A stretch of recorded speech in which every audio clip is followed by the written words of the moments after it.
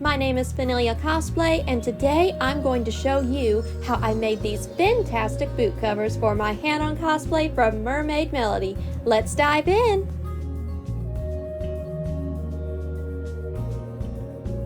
To make our pattern, we're going to take a pair of boots, preferably the ones we will be wearing with our costume, and trace around one of the boots to make our pattern. Once the pattern is done, it's time to make the mock-up. To make it, I'm using some matte Moleskine tricot I had in my fabric stash. I should also mention that when you're making a mock-up, be sure to use fabric similar to the type you'll be using for the final product, especially if you are working with any kind of stretchy material. Once the mock-up was done, I made some adjustments and finalized my pattern. Just like how we made Hanon's gloves, I'm using a shiny Moleskine tricot fabric, Eloflex thread, and a universal ballpoint needle. Once the boot covers were stitched together, I clipped off the excess fabric. Now it was time to add the elastic. After cutting my elastic to the necessary length, I started stitching it to the wrong side of the boot covers. Whenever you're sewing elastic to a garment, stretch your elastic, but not too much.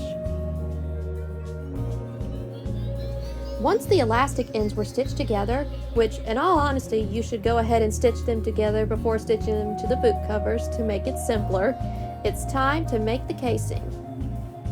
To make the casing, fold and stitch your fabric down. Be sure to not sew through the elastic. Doing this will damage the stretchiness. Voila! We have our boot covers. Now we're going to add all the sparkly details. If you wish to see how I made the ruffles, check out part 5 of my Hanon build series. I'm using the same method I previously did for Hanon's gloves. After the ruffling, it's time to hand stitch the last of the beads we dyed all the way back in part 1 to the boot covers.